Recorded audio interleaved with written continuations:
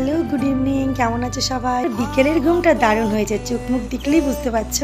বিকেলবেলা একটু স্ন্যাক্স না হলে ভালোই লাগে না। সকালবেলা কোনো খাবার দাবার করছো না?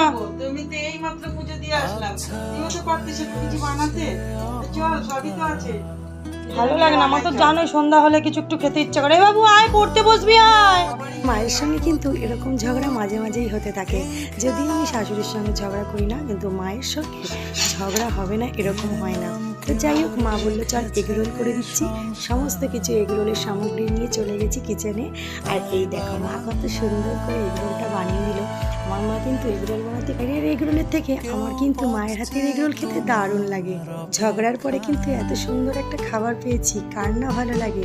আর তোমরা অবশ্যই কমেন্ট করে জানিও আমার ভিডিওগুলো কেমন লাগছে। তো চলো দেখ। ঠান্ডা হয়ে যাচ্ছে।